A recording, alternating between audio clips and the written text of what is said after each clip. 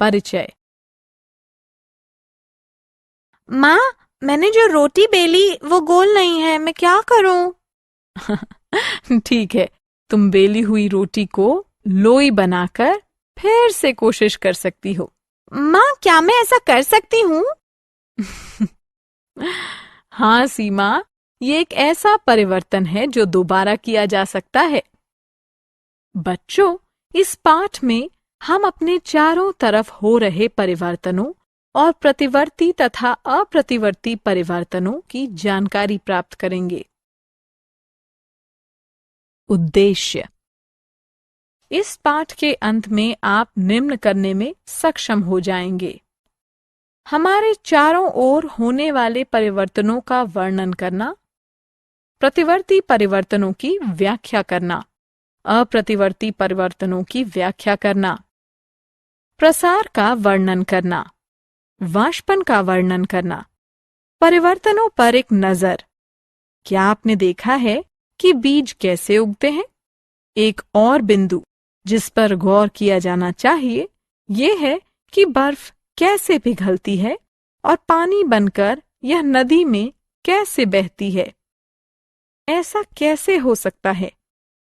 ये सभी वे परिवर्तन हैं जो हमारे चारों ओर निरंतर होते रहते हैं।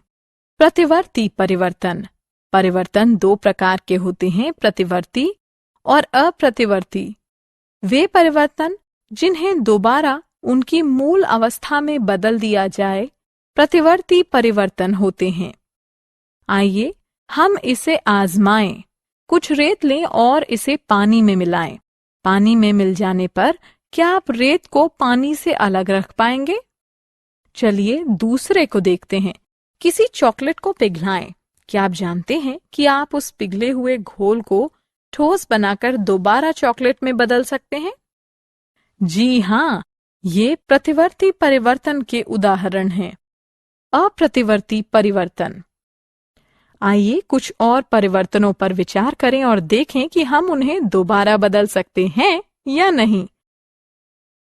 आइए एक ऑमलेट बनाने के लिए एक अंडे को तोड़कर उसे मथते हैं। क्या अब हमें वही अंडा वापस मिल सकता है?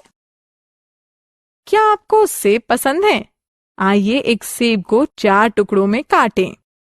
काटने के बाद क्या हमें पूरे का पूरा सेब वापस मिल सकता है?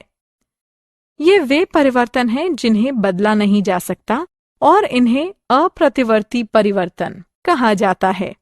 प्रसार। क्या आप थर्मोमीटर पढ़ना जानते हैं? थर्मोमीटर में पारे के फैलने पर यह तापमान बताता है। क्योंकि पारे की अवस्था में परिवर्तन होता है, इसलिए थर्मोमीटर तापमान बता पाता है। इस परिवर्तन को प्रसार कहा जाता है। आइए प्रसार का एक अन्य उदाहरण देखें। हम जिन ग्लासों का उपयोग पानी पीने के लिए करते हैं, वे शीशे को गर्म करके मोड़कर तैयार किए जाते हैं। पिघले शीशे को कर्मचारी उससे अलग अलग आकारों में ढालते हैं, जिनका हम रोजाना उपयोग करते हैं। वाष्पन। क्या होता है जब आप किसी कटोरे में पेट्रोल रखकर उसे धूप में छोड़ देते हैं? जी हाँ, कुछ समय के बाद आप देखते हैं कि पेट्रोल कम होने लगता है। ये परिवर्तन का एक उदाहरण है जिसे वाष्पन कहा जाता है। पदार्थों को मिलाना। 2 या 2 से अधिक पदार्थों को मिलाने पर परिवर्तन हो सकता है। उदाहरण के लिए, जब आप पानी और चीनी को मिलाते हैं तो चीनी पानी में घुल जाती है। चूंकि पानी के गुण में परिवर्तन हुआ है, इसलिए यह परिवर्तन अप्रतिवर्ती है। आइए एक और उदाहरण देखें। जब आप चाय की पत्ती गर्म पानी में मिलाते हैं तो आप पाएंगे कि पदार्थों को मिलाने से एक परिवर्तन होता है। इस स्थिति में यह परिवर्तन अप्रतिवर्ती है। सारांश।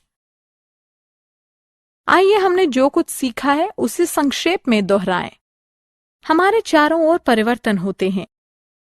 ये परिवर्तन जिन्हें उनकी मूल अवस्था में दोबारा बदला जा सकता है, प्रतिवर्ती परिवर्तन होते हैं। जिन परिवर्तनों में हमें मूल पदार्थ नहीं मिले, वे अप्रतिवर्ती परिवर्तन कहलाते हैं। गर्म करने पर पानी वाष्प में बदल जाता है। इसे वाष्पन कहते हैं।